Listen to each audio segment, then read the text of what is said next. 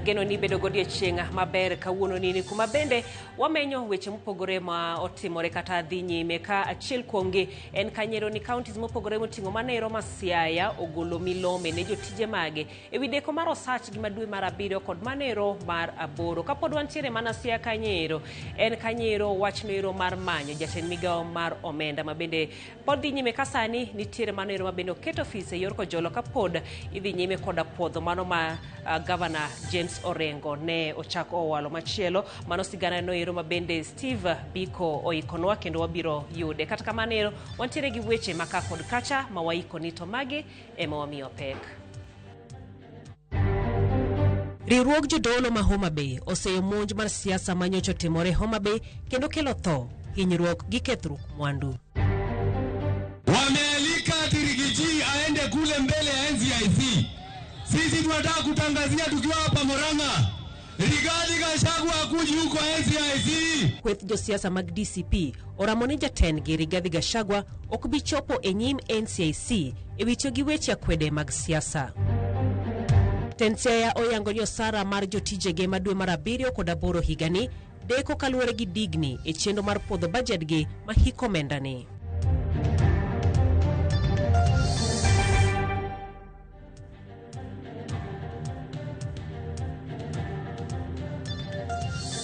Machiegni e weche gi manyien mago mag ng'icho liluonga ni Jailieta jaloko marwa en Wilson Ochuka. Parni bende mana kaka pile pile warwako ote magi paro magi ma intiere godo kokale lai maro mar ote machuok ma en 23600. Weche gi bende yudo kokale mbui magwa mago mag Facebook kanyakla koda YouTube. Riwruok mar jotend dinde mano Interfaith Network Kenya koro kwedo okang' mamalo njore mano nenore e kaunti ma Homa Bay e kinde romo mar kweth mar Linda Mwananchi. Jodologo dwaro ni josiasa okung dhogi, wach ma bende osir kod jadolo ma pacho ka Church and Clergy Association of Kenya. Efi Nyakidi ni kod lerno. Enchal ma pod medo nyuolo paro pachoka mani to enang'o machwalo medruok manjore ahinya to e rombe mopogore opogore mag siasa. Kitulo mane onenore e kaunti ma Homa Bay e kind romo mar kweth mar Linda Mwananchi nokelo tho kod hinyruok ne moko kuom jodak, obila kaachiel kod jofwambo ka koro riwruok mar Interfaith Kenya bade ma Homa Bay ochiwo pachgi.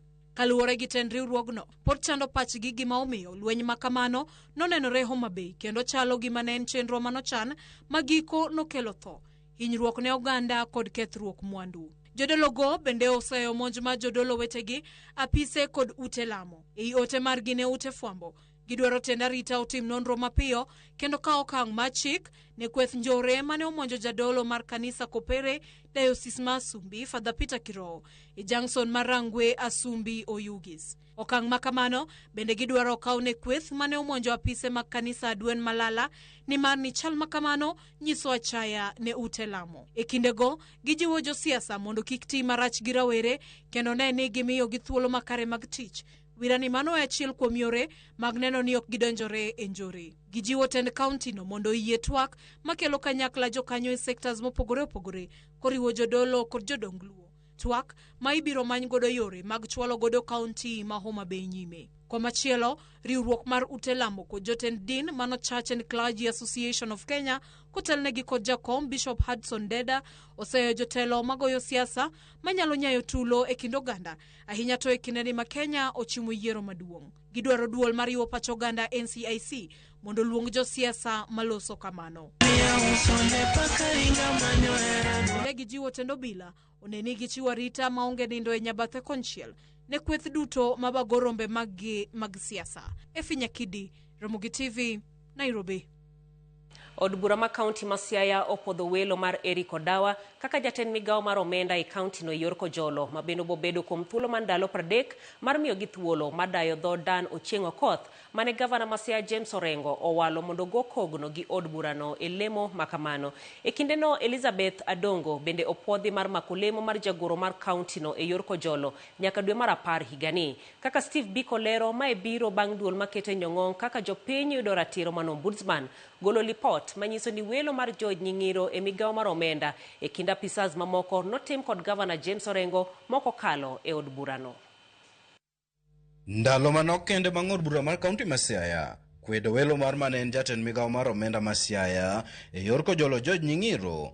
Od burano osebedo kod penjo mathoth ewi kaka itayo migawo no kod kaka ochwalo tijene ne jopiny. Juma mokalo, od burano nosingo mar goyo tach e laro mar apisi mar migawo no, ponono jatend migawo machon no George Nying'iro omedo dong' e apisi, okang' mane ochuno gavana ma Siaya James Orengo mondo ng'u korak mar Nying'iro. As at last week when we made certain resolutions. Part of them was that we did not recognize then the CEC, the purported CEC member for finance, George Nying'iro.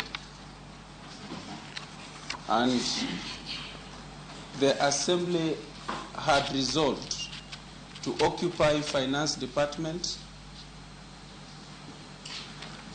on every Wednesday of the week until that is addressed. Mano, Gavana Orengo nochwalo nying jatend migawo mar Apida, Eric Odawa, mondo puodhi kod od bura ma Siaya mar mako lemono yor kojolo e kinde mag ikore mar dayo dho dhano chieng' Okoth mane owale lemono okang' ma od bura no osiro. The governor, following that resolution, revoked the appointment of George Nying'iro as the then CEC member for finance. He submitted a name for consideration by the House on acting capacity in the position of CEC member for finance, and also submitted another name for consideration by the House in the position of acting county secretary. Takamano, od burano pod oram ni gibiro dhi nyime gitimo nonro ewi kaka itayo migawo mar omenda mane ni giluoke ka gitude kod rem nyanyelela bajet ma ikomenda magana 226 ne jopiny kod nyiso omenda mar orak mane okete bajet to kotieke ikomenda mokalo. Changes in the finance department have commenced, and the House, with the investigations going on, remember we are investigating a lot of things, the payments that were made during that time, the pending bills, the time when we received invoices and the time you paid. We're investigating the special purpose accounts, whether they have been applied lawfully or otherwise. We will pronounce ourselves on that when we are done with the investigations. Amano bende, od burano podho welo mar Elizabeth Adongo kaka jagoro mar kaunti ma Siaya yor kojolo nyaka giko dwe mar 10 gani bang' ombudsman golo report manyiso ni welo mare ne ok okale od burano. The county assembly, guided by the law that acting can only be for maximum 66 months, and because we already commenced the process of vetting the selection panel which had been submitted, the House approved that nomination for acting from 8th of May with additional to 5 maximum months. So that means it ends in October, end of October. Ewi mano, od burano osingo mar tieko wach mar bajet mar kaunti ma Siaya e giko juma ni. Steve Biko, Ramogi TV, Siaya. Kapod wan mane kaunti ne ni jotije sirkal ma Siaya ni kod midhiero kaluwore gi deko mar osara ma dwe mar 7 kod dwe mar 8 higani. Deko molandi ayanga gi sirkandno. Milome ma ogol gi jagoro ma kojolo mar kaunti ne Elizabeth Adongo wacho ni deko mar osara okel gi digni mar chenro mar podho budget ma hik omenda ma higa 2026 2027. Adongo wacho ni digni osekelo midhiero ne chenro mag omenda kendo gigeno ni inyalo tieke e thuolo mar jumbe 2. Tend siasa osingo kata tend Siaya osingo mar medo chiwo milome ne jotijege e wi reso midhiero makamano.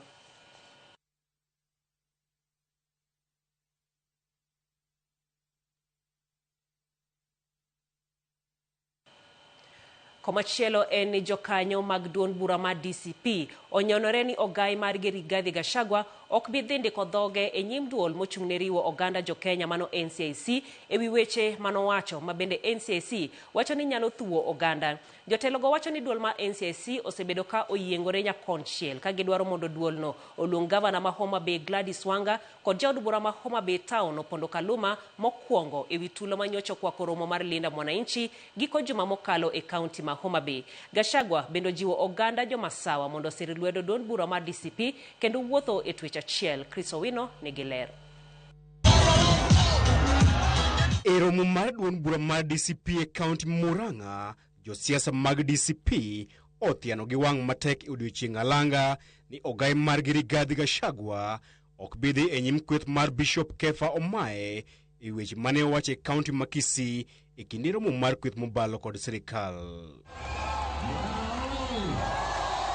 E romo makamano mane otimore tarik 23 dwe mar 2 higani, Gachagua ne onyiso oganda jo Abagusi mondo oriem jotelo duto ma owacho ni dhogo jalup ogai mar Jubilee Dr. Fred Matiang'i e weche mag siasa kaka ja od bura ma Nyaribari Chache Zahir Zanda.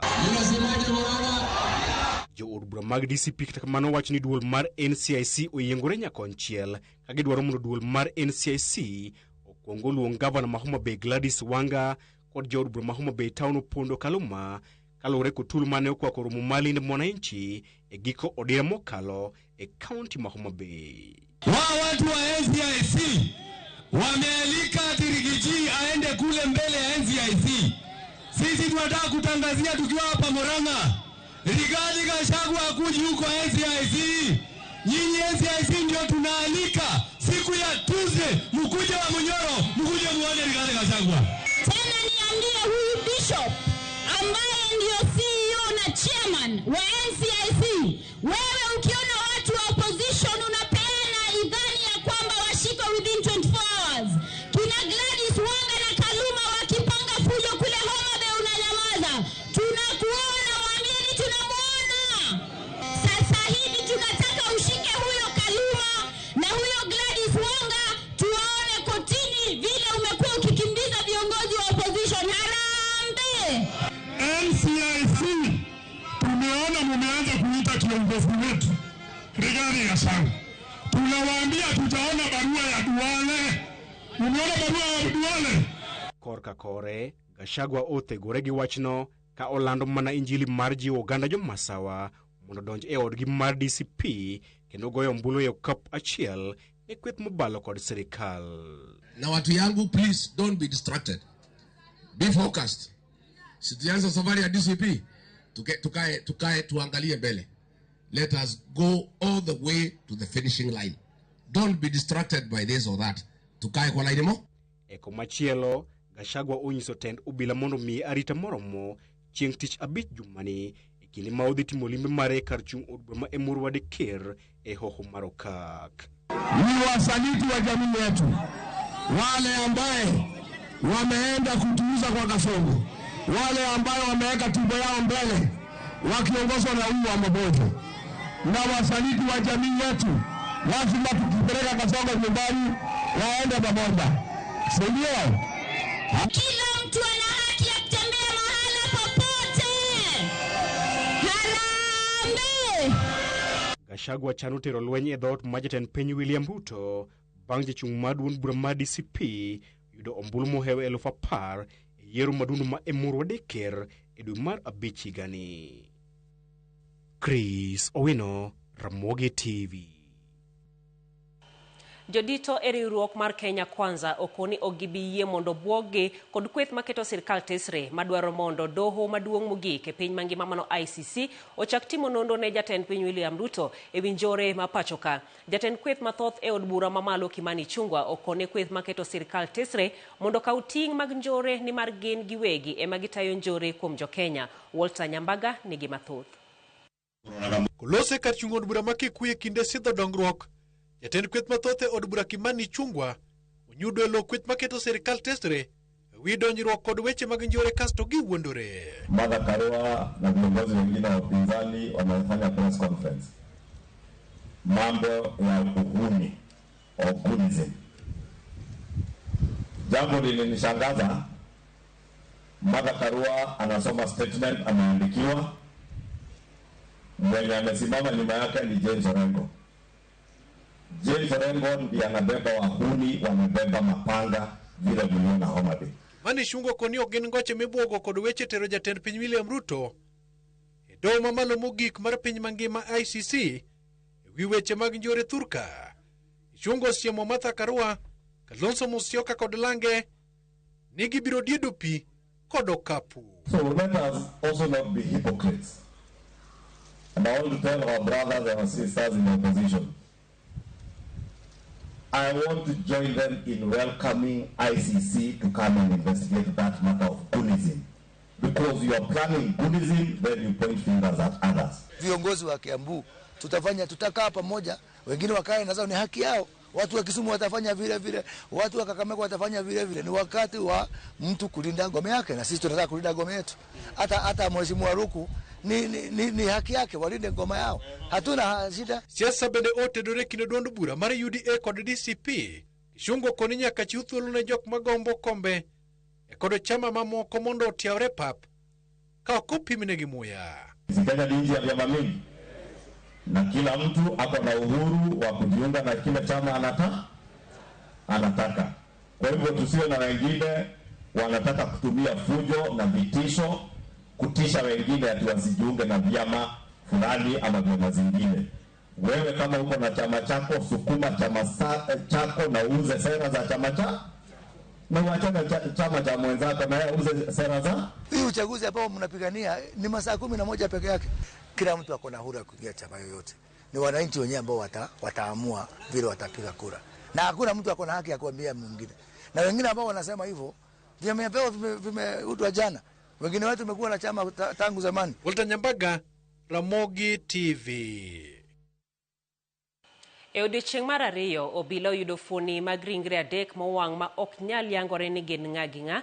E gini mano e kar masira man de kalapapla manyo lwar nyoro e kaunti ma Samburu. E lipot mar obila oyangore ni moko kuom jogo manyentie ndegeno oting'o direkta mochung'ne ng'weyo maling'ling' e piny Ecuador kod jaode, jatend od fwambo mar Telemundo kod jaohala moro maduong' e boma ma Miami e piny Amerika. Cynthia Onyango miyo waler mar nonro.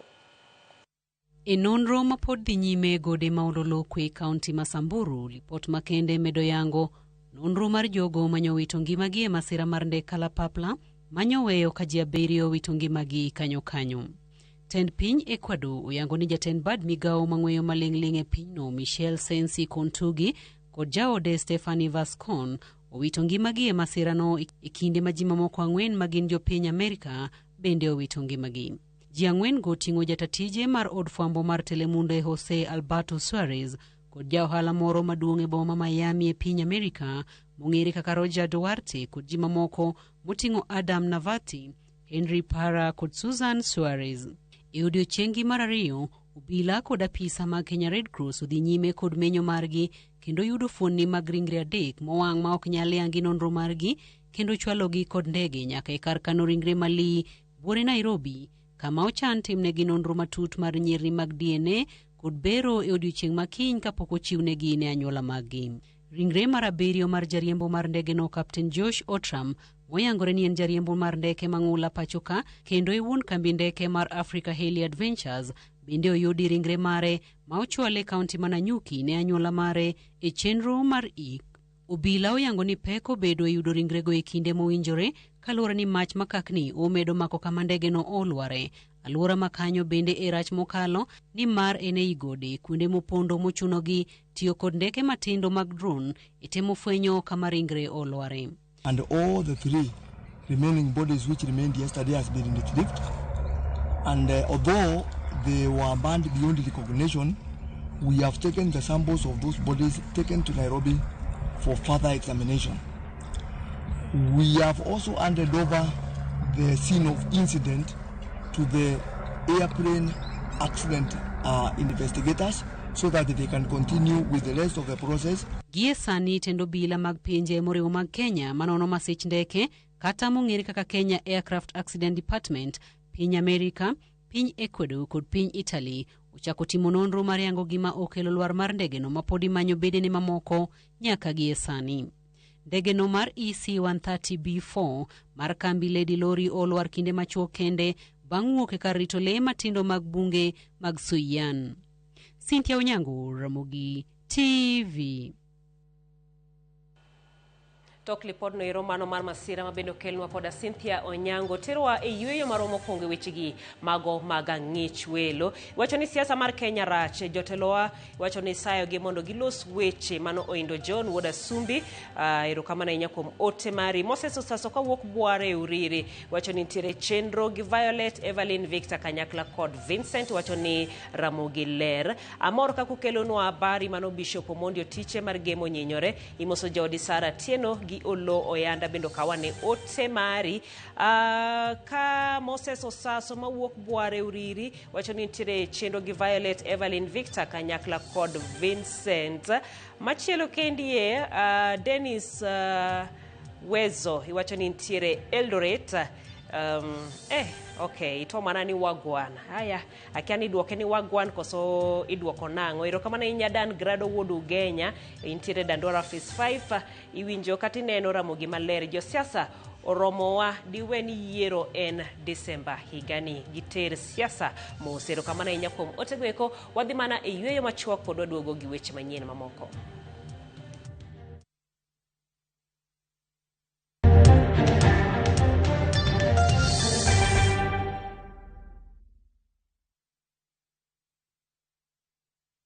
A delicate scent, a mild fragrance, that's Downy Pure Bliss. Crafted and infused with natural essential oils, it gently drifts you into pure serenity. Try it for only 20 shillings.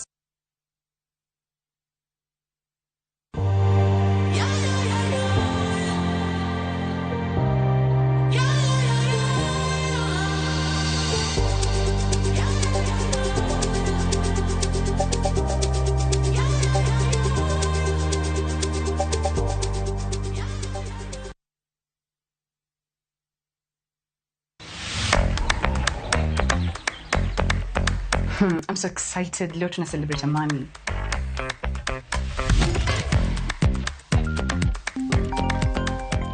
Hey girls! I hope mko ready. Mko ready kabisa, but I feel a bit tired. Come on girl, trust me, this time round to go sorted. Nishabook Wigo na nime add stop, so msipanic, nitawapika doorstep. Wow, umefika haraka.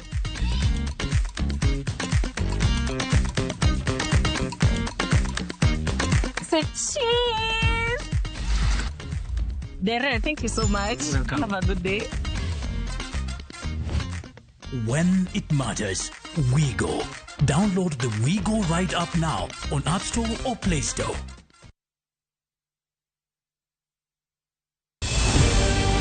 Heaven's Fire Prayer Summit 2026 is here. From 18th to 23rd of August 2026, Apostle Julius and Reverend Martha Subi of Exploits Worship City invite you to join believers from across Kenya and the nations for 6 powerful days of prayer, worship and revival from 9 a.m. to 7:30 p.m. Theme: The Outpouring of the Holy Spirit. Ministering Pastor Robert Kayanja and Pastor Jessica Kayanja from Uganda. Lady Bishop Kathy Kuna from Kenya. Archbishop Dr. Harrison K. Nganga from Kenya, Pastor T. Mwangi, Dr. Francis Miles from the USA, and Prophet Thomas Tijo. Worship ministers Sunmisola Agbebi from Nigeria, Steve Tebb from the United Kingdom, and Kestin Bogo from Kenya. Mark your calendar from 18th to the 23rd of August. Exploits Worship City, Nairobi. See you there.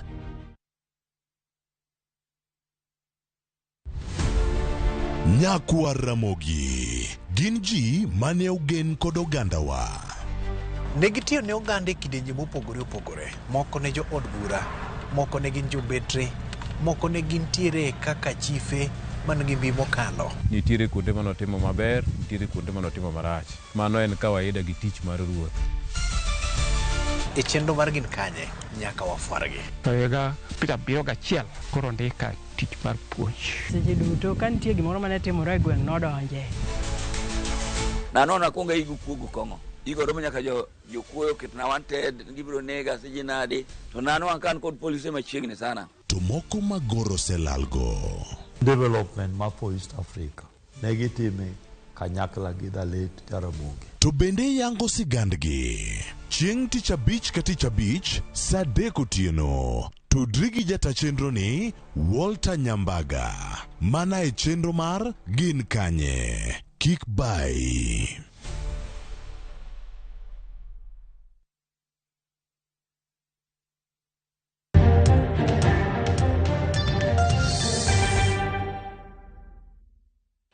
Machiegni kendo barua ma bengi mar cooperative yande ondiko ne piny owacho kod kambi mar Sony kabwogo kawo lope mag Sony kapo ni piny owacho orem chulo hola moseromo shillings milion 862 osekelo kibaji. Mano en gowi mane kambi mar Sony okawo kane pok odese ne jaket mwandu. Jotelo mag gwenge mag Awendo kotenegi kod jaod bura Walter Owino oyango ni gimedo dhiro wachno kendo gin kod singo mar migawo mar omenda ni midhierono idhi resi kata dhi reso kambino. Kaka jafwambo marwa George Malero jokanye sekta mar Nianga jiwo jodito e sekta mondo kony e reso kambino.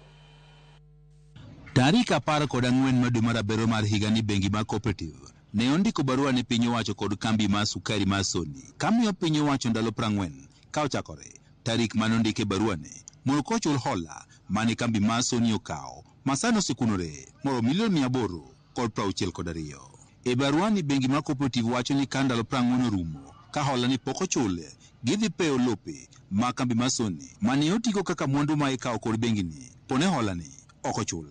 Wach ma kama osekelo kibaji kuom jopur niang' kaachiel gi moko e sekta mar sukari mawacho ni piny owacho nyaka koro ng'e kaka chulo hola ni kapok bengi ni koro peyo kambi mar Sony. Notice wacho malong'o ni gidhi auction land mar Sony ka te mar nuclear. Penjo wa ni ang'o momiyo jogi ok nyal chulo pesa. To sirkal sama ni timo lisingi donge sirkal nong'e ni gowigo nitie. Ang'o momono sirkal chulo kowigo. Wawinjo malit kaka jopur kendo wawuok oko mondo wawachi ni mairi wadagi kaka jopur kendo wadagi kabisa. Wayo sirkal mondo kaw thuolone kaka wuon ji mondo oyud pesa ochul loan ni mondo this land odong mondo kony jok piny mando darka. The immediate former management mar kambi mar Sony Sugar notiyo gi title deed mar lop nuclear mar Sony to gi factory owuon kawo loan kambi bank mar cooperative ma kiani notim gang'o. Aeto loan ne ok ochule mochopo sama koro ne investor manyien biro kanye wach mar leasing ni. Koro sirikal nyo kawo pesa ni gibiro chule kaka pending bill. Obeda achiel kuom pending bill monego bed ni sirikal chulo e weche mag Sony go. Jo sirikal awinjo ni treasury nye osebedo piny gi cooperative bank magi temo timo winjruok kaka gidwa chulo pesa ni. En mana ni nyaka samo wuoye ni jo cooperative bank wacho ni onge pesa ma giseyudo kowuok e sirikal bende momiyo gichiwo honyo ni ka ok ochul gi pesa no e ndalo 40 koa sama gindike barua to gibiro uso lobno nikech lobni notigo kaka security. Wan bende ok obiyie ni matimore ase engage relevant departments mag sirikal mondo wane ni pesa ni kata winjruok manye jo bank nigo gi treasury kaka jomonego beni chulo pesa ni otimore kaka ne giwinjore ochul gi pesa no mondo kik ng'ato temie kata ni dwa wuoyo e wach mar wacho ni uso nuclear ma Sony kata wacho ni uso kambi. Mana dwa shua jothurwa ni ok bitimore nikech jo treasury magogo mbaka oko ni gibiro neno kaka gitieko wachno. An bi adwa mana kwayo ni gitime mapiyo piyo kendo abiro luwo ma ne ni gino tim mapiyo piyo makwe obet. So jo piny kik bed gi luoro moro amora ni uso moro nyalo timore. Onge kuma iuso lop Sony dhiye. Onge kuma iuso factory dhiye. Magi timre kinde ma bende jopur niang' kod jotije machon ma kambi mar Sony bende dwaro mondo koro piny owacho ochul gi gopegi. Jatatije ma kambi mar Sony Jen Pamela wacho ni nadieri ni barua ni mowuok e bengi mar cooperative osechopo ne piny owacho kod kambi mar Sony ka bende wacho ni piny owacho ng'iyo kaka inyalo tiek wachni kod bengi mar cooperative. Pamela wacho ni hola ne okawo chon ka kambi mar Sony pok ne oketi e lwet ji giwegi kendo hola ni en achiel kuom gope ma piny owacho osesingo ni koro dhi chulo. George Juma, Ramogi TV, Migori. Moko kuom jodolo kod jotend ute lamo e kaunti ma Siaya kwayo tend kaunti no mondo oru chenro mar lalruok gi jochiw thieth ma sani obolo tijegi piny kendo nitiere ng'anyo mondo gitiek ng'anyo ma kamano kendo dok e tich ka giywago midhiero mokwako ute thieth mag sirkal e kaunti no nyaka ne gichak ng'anyo. Kotenegi kod bishop machon ma kanisa Anglican bade ma Maseno West gikwayo jochiw thieth mondo ochiw thuolo ne twak e kindgi mar dok e tich kendo reso sekta no makoro oweyo jotuo mathoth kokwamo e mier. kane giloso kanyero e kinde chenro mar thieth manone kar chung'od bura mag Gem, kama moko kuom jolony e sekta mar thieth oywago medruok e kwand tuoche ma ok landre kaka tuo sukari e kind tuoche mamoko, ma bende giwacho ni ojimbore e kor gwenge ni thoth jopiny rem limo ute thieth mar pimo chalgi ne tuochego.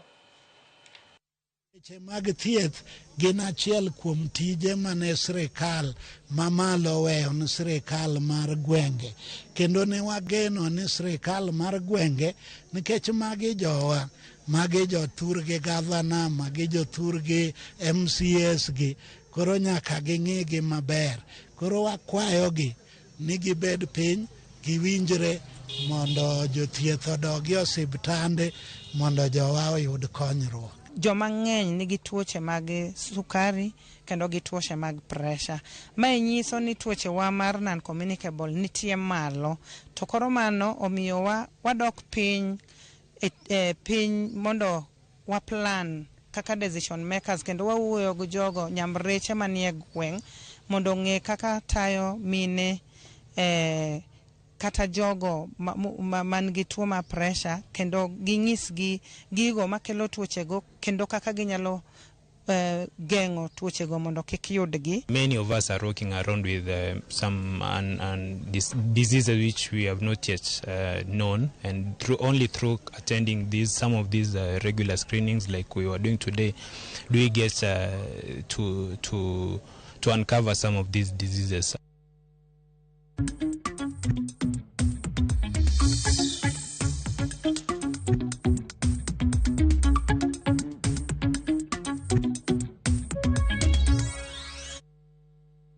Ji maromo 6 e ji 10 modak Nairobi okwedo dwaro mar sirikal mar keto omenda matin mogik ma nyamburko mag taksi mikawe mbui onego kaw kuom jowuoth. Kaluwore kod nonro motim kod kambi mar Tifa, 59% mag joma noduoko penjo wacho ni en paro marach, kaluwore kod nengo ngima moidho ka 39% kende emosire. Paro no mantiere i paro mar chik ma National Transport and Safety Authority Regulations 2026 dwaro mondo nyamburko mag taksi kido mikawe mbui obed kod kwan omenda matin mogik ma jariembo nego kaw kuom jowuoth. Kaluwore kod paro mar chikno, kembe mag taksi ma kamago kamoting'o Uber, Bolt, Wigo e kind mamoko ok onego ket omenda wuoth matin e bwo kama sirikal oyienge e nengo mar wuoth. Paro ma kama igeno mar medo yuto mag joriembogo mosebedo gi ywak e wi ohala matin ma giloso e tijno. Meto makamano wachore ni nyalo wuok e kind shillings 180-220 nyaka kind shillings 400 nyaka 500. E report matinende ogol kod kambi mar Tifa wacho ni 63% mar jo Kenya makwedo paro makamano lero ni nengo taksi onego weyo dhi kod chal mar dwaro e chiro mar yore wuoth to ok dwaro mar sirikal. Ka 33% emaneno ni en kare mondo sirikal omedo omenda makamano. Kamano bende 92% wacho ni nengo gik mochuno ma gitiyo godo pile ka pile oidho, kendo giongo omenda mabalang' ma gibiro keto e taksi poni omed negone. Oganda gi ywago medruok e nengo mar nyanya momedre kod 41%, rabuon gwacho 23%, alot, mauta mar diesel, petrol, ring'o e kind mamoko e thuolo mar higa achiel mokalo. Kodi paro mar chik ni opuodhi, 60% mar joma nolos godo wacho ni gibiro loko chenro ma gitiyo godo e wuoth ka 44% osingo madoki matatu. Jomoko dhi podho kuma apiko. Wuotho kata tiyo kod nyamburko giwegi kama 18% emosingo tho gi taksi. Nonono mano tim achiel kachiel ne jodak 733 ma Nairobi e kind higni 18 kadhi malo e dwe mokalo ofwenyo bende ni thoth oganda e 73% ne pok owinjo wachni. Pacho gana nokawe dwe mokalo ka paro mar chik ni wachore ni sani nitiere okenge mage mogik machiegni kod goye chapa e gazet ma pacho ka. Penjo en ni gi chal mar lipodni en gima biro jiwo yuto joriembo kose duoke piny kaluwore kod kwan matin ma oikore medo chudo kaka sirikal dwaro. Moko kuom johala opedho ng'ur mar kwedo paro mar chik mageto tayo chirni ma kaunti ma Kisumu mano Markets Bill 2025. Giwacho ni oting'o chike moko manyalo biro hinyogi e yoregi mag ohala. Mana kaka ripota marwa Millicent Adhiambo leronwa, johala go kwedo kit juoko ma bende gikoni ni malo ma pend chik no biro keto negi thuolo mar deso stalls kata kuonde uso mekgi go gi fwai ma shillings 50,000 ka ng'ato koso, to kod dwaro mar siko daro gi kinde ka kinde apoya e yo moko winjore. Gino ma bende miyo gidwaro mondo kaw pach jopiny mokwongo kapok okal pend chik makamano. Paro mar chik ni Mageto tayo chirni mag kaunti ma Kisumu biro chiwo lai e yore mag gedo telo kod chike magayo chirni e kaunti no moting'o kaka ibiro chiw kuonde uso ne johala, choko osuru, timo ler, chiwo arita kod yore tieko ywaruok e kind johala. Paro mar chikni bende biro tayo pok mag kuonde uso kata stalls ka thuolo manyime ibiro miyo johala ma idaro kinde ma idwa ger kata gundho chiro, johala mawuok e alwora ma igero e chiro, johala ma osebedo karito chike, mine, rowere to kod joma nigi ng'ol. Bende chikni lero ni kuonde ma winjruok nyalo rem yudore to ibiro ti gi yor luto ombulu e kelo thek. Paro mar chikni bende yango ni kuonde uso kata stalls e chirni biro bedo e lwet tend kaunti ka johala nyalo mana biro desogi e winjruok mar higni 7 ma inyalo nwa dichiel. Bende oyango kaka ibiro bed ka itayo chenro mag daro johala e kinde gero chiro, kama ibiro mana dargi ka iterogi kama oseyangi to kod ka oseket lai makare yor tieko ywaruok moramora manyalo mienjo. Ewi mano paro mar chikni bende tielo ni dhi ataro gi chike mantie biro ywayo fwai mar $50,000 kata dweche 6 e od twech kata kumgo duto kanyakla e ketho moting'o uso maonge lesen, uso e genga peini kendo geng'o kuonde wuoth, wito yugi aoyaye kod ketho mwandu mag chiro, wach ma johala otamore moumo igi piny. Chik manyocho kelni kaka johala nyocha wadhi through it ma wang'iye wayudo ka chik no favor wa.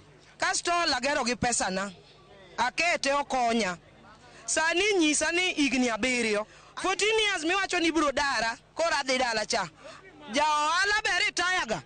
Johala eno onge retirement kata johera agombo mondo ati kabo nyaka tho kasetho ya kaweno feda woda to uparo ni bilo bro mi aweno feda woda mondo inherit gigi to joma tiye sirikal oyiene gi retire gi higni adi?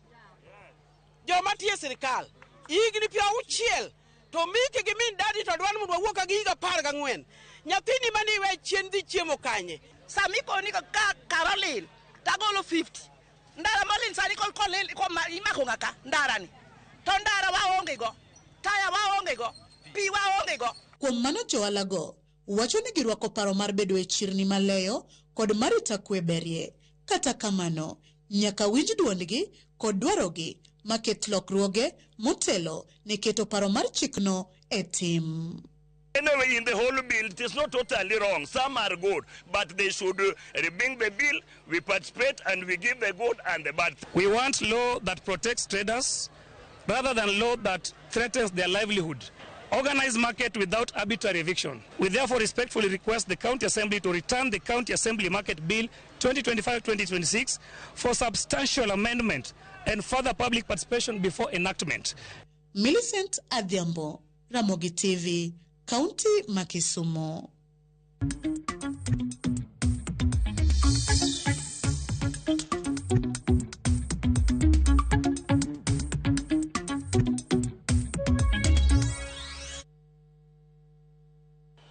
E weche mamoko en jatend duond bura mar People's Party of Kenya Ndindi Nyoro okwedo weche moko ni otiyo ne jatend piny William Ruto e kweth mobalo kod sirikal kolero ni midhiero mar Kenya maduong' en William Ruto omiyo odhi tiyo kod jotelo duto makwedo sirikal e tero Ruto dala e yiero maduong'.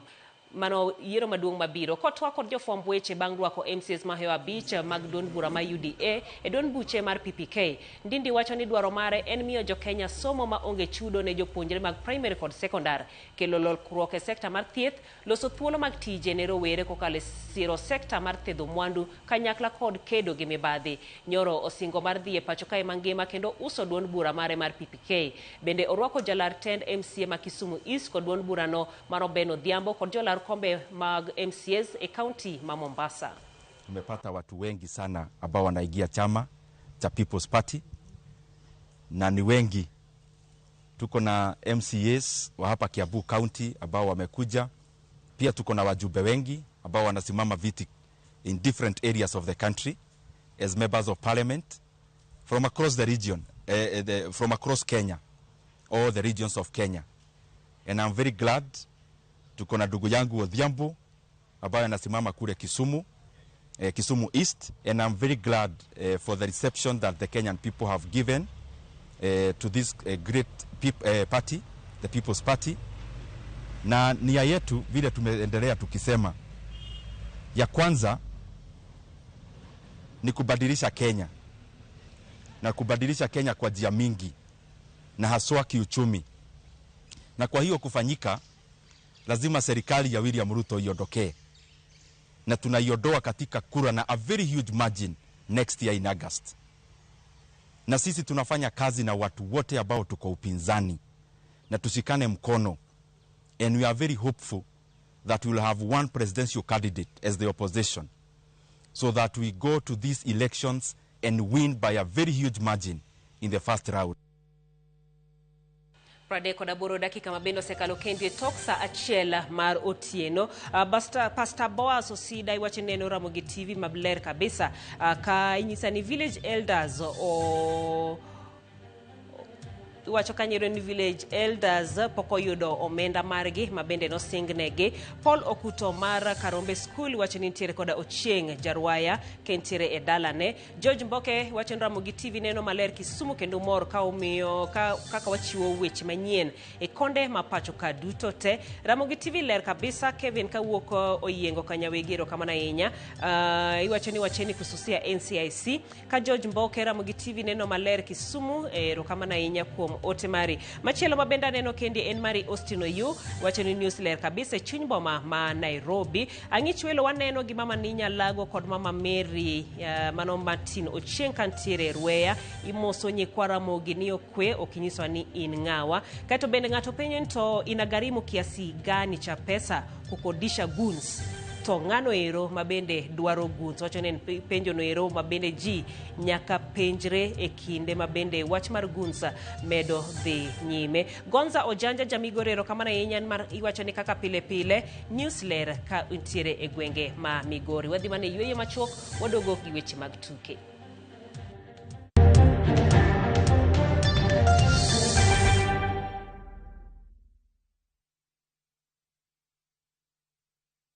There's a version of you that's already in Qatar, watching the Doha skyline catch fire at sunset, standing beneath the Qatar towers that curve overhead like waves frozen in glass, kicking up dust on a desert safari, laughing at the 4x4 crests at Golden Dew, wandering the quiet halls of Museum of Islamic Art, history whispering from every wall. And right now on a boat to Banana Island, white sand, clear water, a zipline waiting at the far end of the beach. This version of you is one booking away. Hotel, tour, and your visa all included, starting from $2,080 per person, sharing for 5 nights with View Travel. Call or WhatsApp +254 073 254 254 to book. View Travel. Dream, explore, discover.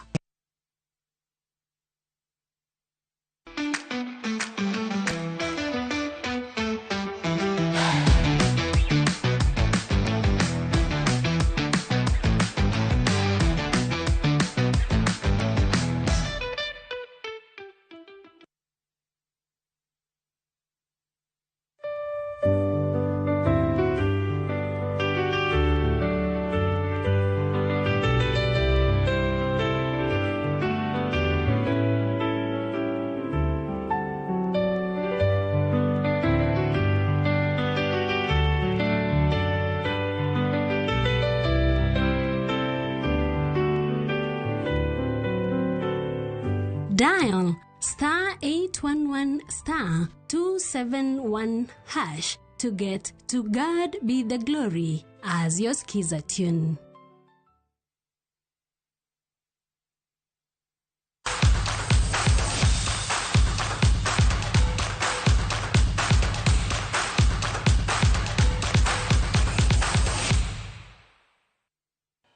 Pinyo wacho kokadho kuom migawo matuke biro siro tuke maganoka zone 5 mibiro bagie boma wa Nairobi juma manyien. Rowere mok tin ne 300 mawuok e pinje 11 biro piem e kidienje 8 ka tukego ibiro yaw ayanga tich adek juma manyien kod jatend migawo mar tuke Salim Mvurya. Sports is the biggest employer, and we have what takes. We have the managers now sitting pretty well in the National Olympic Committee of Kenya, who can take it to that level, and not who can, who will take it to that level together with the esteemed leadership. It's important for the young athletes who will be here next week that this is the incubator, because we believe that the future athletes, the future champions like our brother here, come from these kind of games. And that's why we pay a lot of attention to these games and would like to see more of them, because through these games, talent is identified.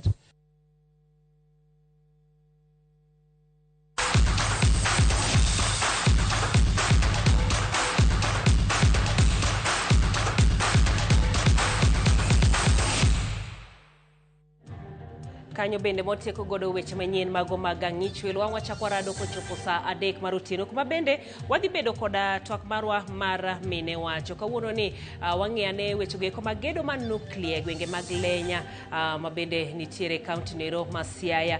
Jopiny osebedo ka ywak ahinya, wang'iyane to en nuklia ni en ang'o to biro konyo jodak ma konero nade, piny Kenya bende obiro konyo nade. Mane twak mabiro bedo godo e chenro mar mine wacho kochopo sa 3 mar otieno. Kamano mar bedo kodwa gi sani iluonga ni Jael Lieta, jaloko mar osebedo Wilson Ochuka.